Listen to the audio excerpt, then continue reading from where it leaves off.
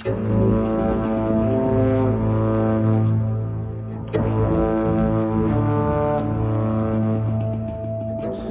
been 17 years. What happened to Barbara Blount? This is one of those cases that sticks with you.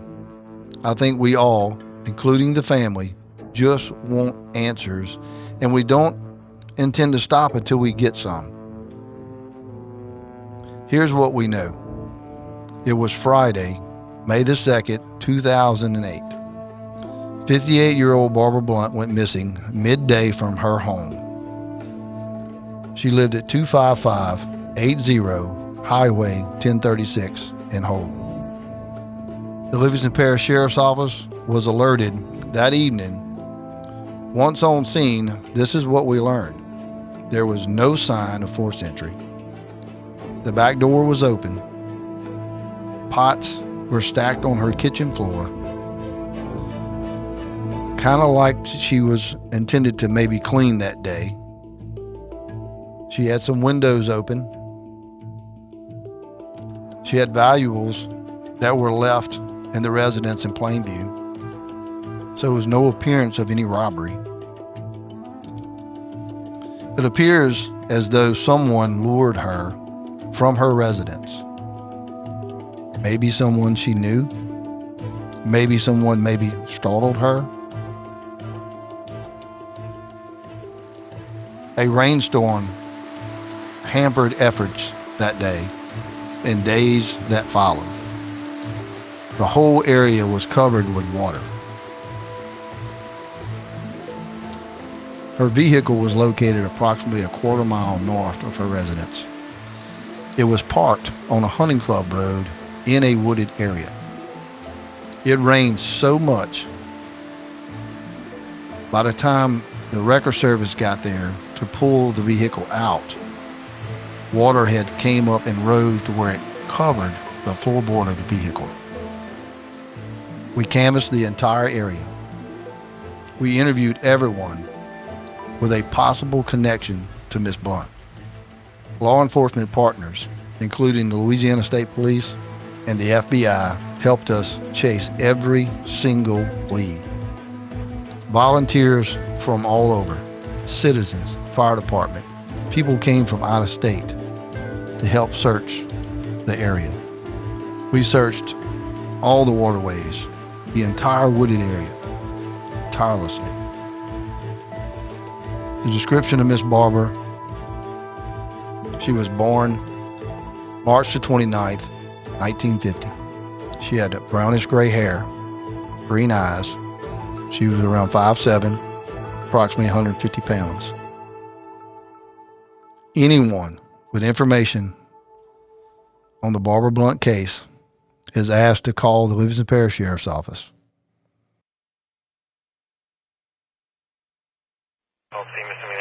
This podcast episode may contain explicit material. Listener-viewer discretion is advised. The intention is not to offend, but to provide information. Proceed only if you are comfortable with potentially sensitive content. Hello, everyone. Welcome to Behind the Scenes with Sheriff Jason Ard. I'm Jason Ard. We started this podcast to educate everyone on the role of the Livingston Parish Sheriff's Office. We're about serving and protecting our community. On this podcast, we will tackle lots of topics. Good afternoon, everybody. I'm, as always, excited to be in my little podcast room here, and I have a very special guest, one that I'm very honored that he is here. He's a very busy guy, but Mr. Woody Overton, real life, real crime. Woody, thank you for being here. It's very exciting to have you in our studio today. Sheriff, it's my honor, and it's impressive, and thank you for having me, and it's important to me to be here today. Well, I appreciate that, and we're going to be talking about something that's very, not only dear to my heart, but it's a very frustrating thing. It is something that we try to every single year. Well, we don't try, we do every single year, make sure that people remember Miss Barbara Blount. And we know without a doubt it's going to be a homicide. A lot of people say, well, it's a missing person. Well, we know, it's a homicide. And it's something that kind of that haunts you. I know it haunts me as an investigator, and now as a sheriff of that day and going back. That was May the 2nd, 2008. She goes missing in the Holden area, and of course, the thing about it is, it was probably one of the cleanest crime scenes. I remember that like it was yesterday. And, we'll hear later on from Stan Carpenter, who was the chief detective at that time. And I remember talking to Stan a lot. I was actually chief of operations, and it was a lot going on, but I was remembering like it was a clean crime scene. It was just so many things. We had Mother Nature fighting against us and all that was going on. I called it a perfect storm against y'all working it. From the elements to just everything. And like you said, the crime scene being so clean, or we know she went missing from her home, right? Yes. And then the rain coming 6 inches and the flooding, the car getting flooded. Right. It was crazy. It's like a perfect storm to stop this case from being solved. I mean, because sometimes you get lucky in the beginning, get some hot evidence or whatever, and everything just was against y'all. But I want to say this real quick, and I'll probably interrupt you a lot, and I apologize, Sheriff. But that's all good. I remember distinctly, and I had been gone from here, from the Parish Sheriff's Office on November 1, 2007, and I remember sitting in the office at State Police, and I had a TV, and I was staying late, and the newscast came on, and I remember selfishly thinking, oh my God, I'm glad I'm not the detective working this case. Mm-hmm. And I just had a bad feeling about it. And they're out there in the rain and doing whatever. And I had a bad feeling about it from the beginning. And selfishly, I was thinking, I didn't want to be the one stuck with not solving it, right? And then that's always the fear too. It's like you want to solve that case, absolutely. And a lot of times when the cards are stacked against you, and to walk through the crime scene when you get there, like you said, it's clean. She obviously was doing some kind of spring cleaning. Right. We had a cordless phone that was outside. Right. No forced entry into the home, but it looked like that there could have been a struggle on the porch because the cordless phone had fell on the ground. Right. But then again, we had some bad weather come through, and if she was on the phone, or maybe she was trying to call 911. Right. So, and then you find her car that's not even a quarter mile down the road. And by the time the crime scene gets there, we're trying to get stuff done. The water's coming up so high because it's not far from Tickfall River in that area. Right.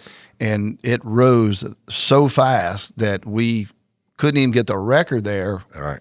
I remember to keep water from getting inside the vehicle. It was, like you said, it was a very difficult, difficult task for the investigators. And then you start kind of unraveling everything, asking questions, and they take us, and it takes you down what I always call, it takes you down many roads, and some of them are dead end, and some of them continue on. Right. You have to go down the road, but you have to go keep down going down the road, end. or it's a dead end. Right. You follow the lead till you can disprove it, or you can't get off. I mean, you're still on it to this day. Right.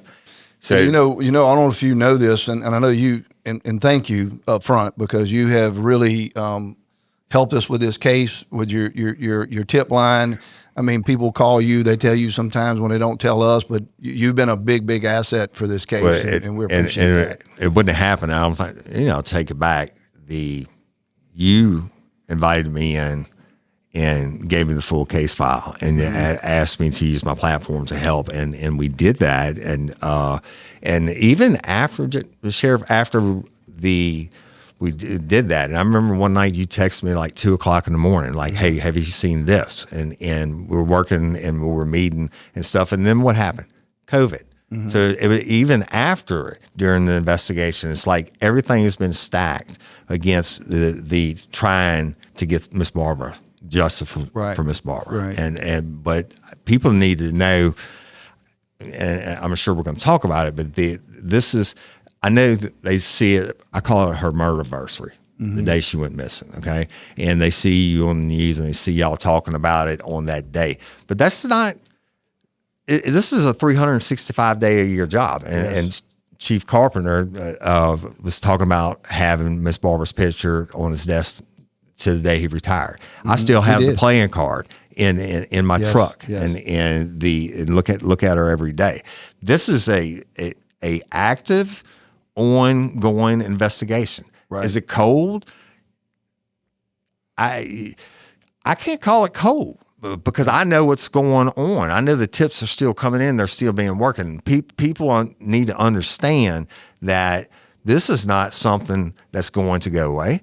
Right. And this is not something that you do once a year for ratings or for, to satisfy the public or whatever. And this is something that I know if you message me at 2:00 in the morning, then because you're sitting at your kitchen table going through the case file, what other sheriff does that? What other sheriff also brings in a podcaster who's no longer in law enforcement to use this platform to try to solve the case? Mm-hmm. And you're thinking outside the box, and you've done that, and your guys have been phenomenal. I mean, I said it on the podcast numerous times that day, and Sheriff Ard gave me access to everything that he had access to, the exact same thing at the time, and there's absolutely nothing I would have done different. And had I been the lead detective on the case, but sometimes these things happen, but it's not cold. And this is not a once a year in May type thing. I try to mention her. I'm doing 6 shows a week now. I try to mention her at least once a week. Every time I do, somebody sends another tip. Right. And you can send it. I'm not law enforcement anymore. I don't have to tell them anything. You want to remain anonymous, and a lot of people do, that's fine. But send it in, because whatever you're holding on to, it's been a long time. People have kids of their own now. Their mama and daddy may have died, something. They may have been in a high-risk lifestyle back in that time, running with the wrong crowd, and they change, and their hearts change. And hey, whatever's weighing on you, whatever you heard, no matter how small you think or irrelevant you think it is, if you still think about it, call me. Let me know. They give me the tip. And I'll give it, pass it on, and with your name or without it. But it's going to take one of you out there that's listening right now you've been holding on to that one piece of information for all these years. Call it in. Yeah, I'm sorry, I'm banging on the table. One of the things I want to make sure, and you may know this, that we kept kind of getting hung up on a tip where this couple seen Barbara Blount on the side of the road. Yes. With a guy with dirty blonde hair. Yes. You remember that? Yes. Okay. So myself and Ben Bourgeois, who is my major old detective now, chief detective, we actually went a couple of years ago to that home. Right. Sat down with that couple and went over everything and ruled that out. Right. And come to find out that was the witness who actually found the car. That's correct. And his mother, who resembled Miss Barbara Blount. And so it was just one of those things, because we kept getting those tips in. That's right. And said, hey, look, this road is not dead end until we make it, right? Right. So we went down and we did that. And like you're saying, this thing to me is not cold either. Like, I catch myself looking at this file throughout the year. I keep a file at my house. Right. And when I don't have a lot of downtime, but sometimes I can't sleep. I say sometimes, most of the time, I'm up, wee hours of the morning. That's what I did my best for. And I go through different case files that we have, and one of them is the Barbara Blount case, because it does haunt you a little bit. And look, it's not that we don't know what happened, right? We have a lot of evidence that points at certain directions that we feel like that, look, there's a possibility that this person was paid, right? There's a possibility that it was some type of possibly even within the family. Right. I don't have a problem saying that. We know that we get a lot of tips on locations of where her body possibly is, and we take that serious, and we follow up on those kind of things. And let me give them an example, Sheriff. One of the tips I got was about a family member that owned a piece of property, and some guy that on his deathbed gave the information the night she went to disappear and they were digging there, et cetera. and this is the stuff the general public doesn't know. Right. That goes on 365 days a year. And I got that tip and I called in, and y'all went to the property. Yeah. And searched it and excluded it. But that doesn't get released. Right. And like you said, that it's not like you're totally sitting in the dark. Okay. Right. But what you think and what you can prove beyond a reasonable doubt are two different things. Correct. And this is a murder case. It's never going away. The statute of limitations are never going to run out. And when you do come, and I'm praying that it's going to happen sooner than later, when you do come, you're going to come correct. And because this is no lawyer is going to plead their client to the death penalty or life in prison. Mm-hmm. So it is coming to an end. I mean, I feel good about this case. Whenever we sit down and look at it, it's just like I said, it's one tip away. Absolutely. Or it's one piece of evidence away. It's getting a lot closer than we've ever been, and I feel good about that. And look, we bring new detectives in quite a bit to get new eyes on it, and because there's sometimes where we get so involved that sometimes we can miss things. Right. So we even try to get some new eyes on this, let them go look through the case, and we have a lot of detectives that's wasn't here during that time. Right. That have got involved in his case and taken some really deep interest in it. And that's, 4 eyes are better than 2, and however many, a million eyes are better than 10 or whatever. Going outside the office, we've had some other people try to help, and I mean anything we can do. That's what we want to do, because I want to solve this case, and we owe it to Miss Barbara. Absolutely. She was a good person.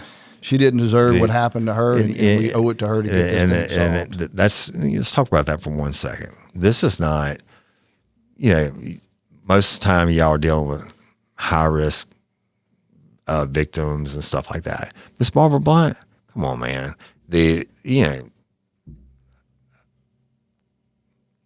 What kind of better person can you get than her? Right. And I'm thinking of my mama, but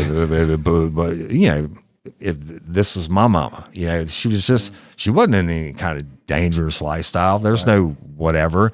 And it happened for a reason. Mm-hmm. You don't murder someone and snatch them up and do away with them, or try to do away with them permanently for no reason. Right. Okay. And it's just heartbreaking. But back to what you're saying about bringing in new eyes and everything, I want to say again, because it really, really upsets me that some other guy does some show or whatever, went on his thing and saying that I only talk about Miss Barbara Blount on the podcast during your election years, and then you only talk about it during election years, and that you and I had been he knew that you and I had been knocking on people's doors together and interviewing. That's BS. I'm sorry that I'm going to say bad words on your stuff. I'm trying not to curse, but that's bull. I mean, you and I talk about it all the time and everything, and we've worked it together, but I've never been in anybody's house with you to interview witnesses and stuff. So y'all, there's a lot of misinformation. There's a lot of haters, but that's not what it's about. It's you know what?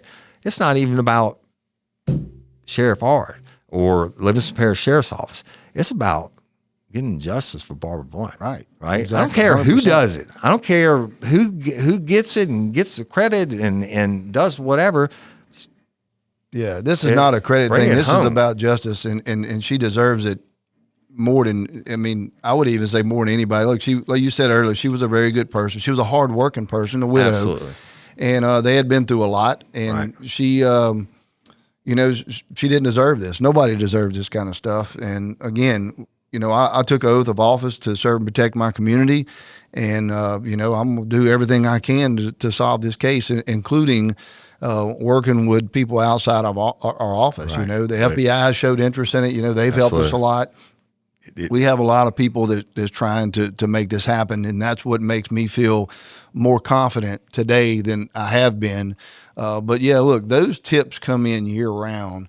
You see a lot during the anniversary in May, because obviously we don't want people to forget, and it's the time you do it. Her anniversary when she came up missing, and so. but look, it's year round that we get these tips, and look, these guys stop what they're doing to go and follow this tip because we're thirsty for this, and again, it's so many things that happen, and it's so many pieces of evidence to put together. I always like to say the pieces of the puzzle, right? And I'm at the point now where I just think we only have a few pieces of that puzzle missing right now. And I totally agree with you. And y'all, call in your tips, whatever it is that's sticking in your head.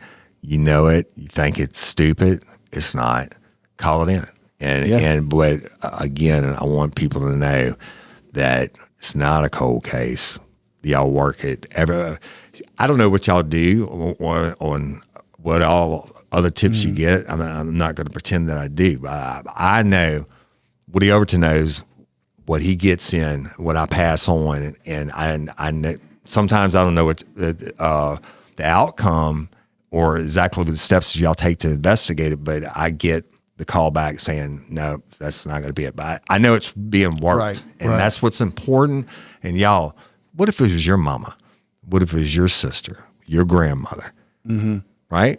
Sheriff, I'm going to say something, and this is not coming out Sheriff Ard's mouth. I want to say the people that did this, they should be very afraid. Oh, that's what is coming. Because, it's not going away. You have to get lucky every single day. Sheriff Ard and his people only have to get lucky once. And you know what? I know the luck has been there, but I know also this murder investigation cannot be rushed. And when you come, when y'all come, you're gonna come correct. But the bad people ain't never listening. Mm-hmm. Every time I drop a podcast or do whatever, or Karen or whoever does the news gets on it or whatever, they're watching. Yeah. Wouldn't you be watching if you were the murderer? You know they watch. Absolutely. They absolutely watch. So be afraid. Yeah. Because one day they're going to kick in your door and they're going to drag you out in bracelets and put you in Sheriff Ard's hotel. Yeah. Right? A hotel motel. Be afraid. I hate to think that Miss Barbara hasn't got to see her life, all the Christmases she missed, all the birthdays she missed, and the anniversaries and maybe births and everything else. They took that away from her. Meanwhile, they get those Christmases. Mm-hmm. They're going to celebrate their next birthday. They woke up this morning, but they took her life. And they'll celebrate till they can't. That's and they'll celebrate until the justice is coming in our hotel. Yeah. Woody, you said earlier you have a tip line as well. Right. And actually I want to give a new one, and I don't know when it's going to air, and then that's fine. Because I just took another case out of Vernon Parish, and so do you mind if I give it? Yeah, no, go ahead. So that you can call 24 hours a day, 7 days a week. Be anonymous, or tell me your name, whatever you want to do. I'll abide by the rules. I don't have to play by law enforcement rules. I don't have to give everything over. But the tip line is 313 RLRC Tip, or 313-757-2847. Call it in, and you can totally remain anonymous. I just gave Sheriff Ard a tip that I got last week, and they want to remain anonymous, right? And you can remain anonymous.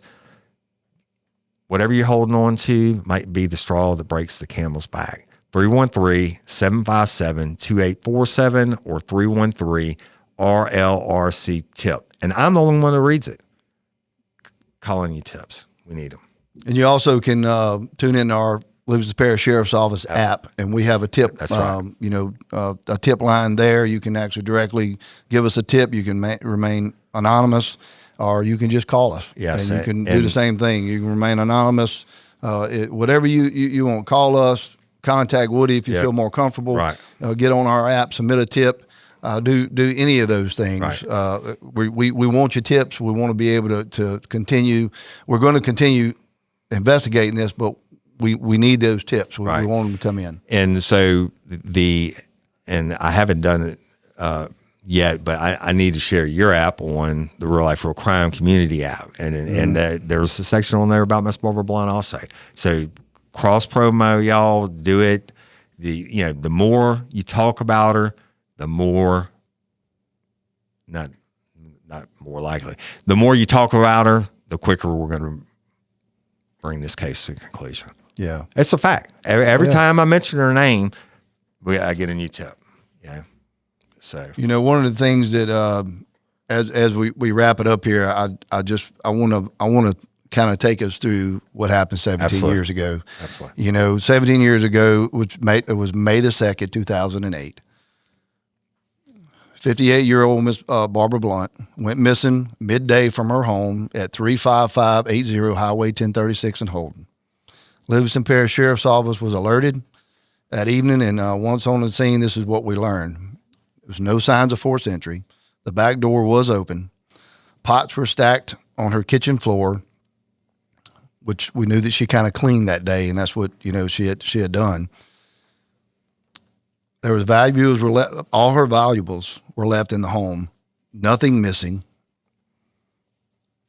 Then we had a huge thunderstorm roll in, right, which actually obviously kind of affected our efforts of trying to gather evidence.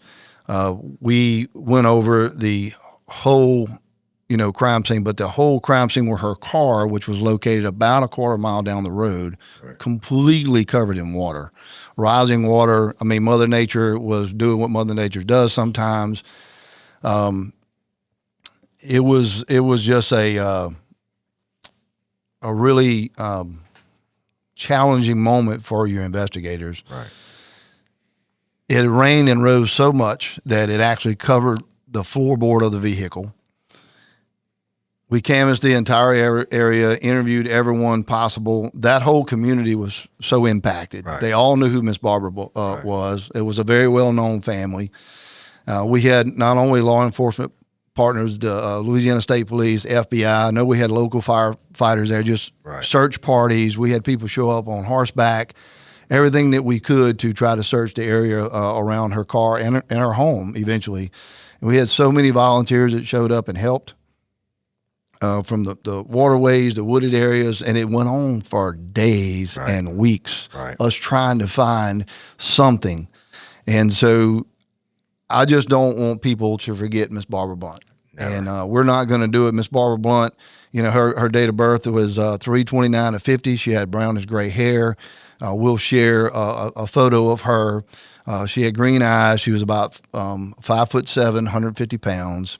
And again, we said earlier, anybody out there that thinks you might have information, even if you have already given us this right, information, it's so important that you call us. Right. Give us a tip, please. Call Woody, submit a tip to us, give us a call, do whatever you think you need to do, but don't live with this. Don't think that we always said the worst crime are those that we don't know about. Right. And the same thing with a tip. The best tip that we could get is the one we don't know about. Absolutely. And you're sitting on it. So give us that tip. Let us work through this and see what we could come up with. Hey, and Sheriff, touch on that real quick, because I had so many different social media platforms and like 5 or 6 just different on Facebook pages, and that's why we started the app, because people send it in Messenger on this page and Messenger on this page, right, and I might not get to it for a couple of weeks. But what you just said, if you called in a tip already, and I think I hadn't thought about this before. If you called in a tip already, or you sent in a tip already, and you haven't, specifically me I'm talking about, and you haven't heard back from me, then please resubmit it. Mm-hmm. Do that, because I may have missed it. Because at the time I had too many different venues and too much stuff going on. I may have missed it. So you can send it in 100 times and I'll respond to you. I know y'all would do the same. Oh yeah, absolutely. And that's what we want. I mean, we need that. Yeah. So and wow. Yeah. I hate to think that I missed something, but it's very possible. I mean, look, it is possible. And you said it right. If you do if you did happen, you submitted a tip and maybe you don't know where the case is or nobody called you back, resubmit the tip. Right. Let me know. Call me at my office. Email me directly. Absolutely. Get in touch with me and I'll look at it for you. I don't mind at all. Right. So again, we're human. Sometimes we do make mistakes, or sometimes it gets it's maybe covered up with a piece of paper because we were working another case and maybe we dropped the ball on a tip. That happens. I'm not scared to say that. Yeah. But in order for us to make sure we get it, resubmit it. Resubmit. And let us make sure that we can give you that answer. Yeah. And you submit it to me, and you don't get an answer, then Woody Overton dropped the ball. So resubmit it, and we'll get it to the proper people. Right? Yeah.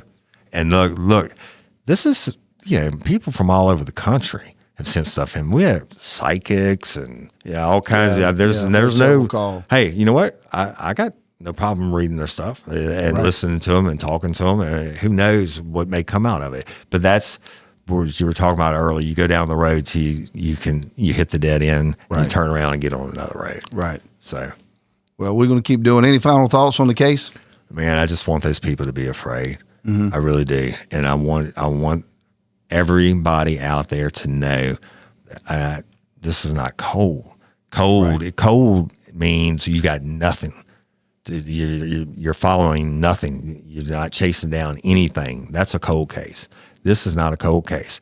This case is actively being worked, not just in election time, not just when I'm up for podcast awards or whatever. This case is being worked, and it's being worked because of the people that send in tips. So please keep sending them in.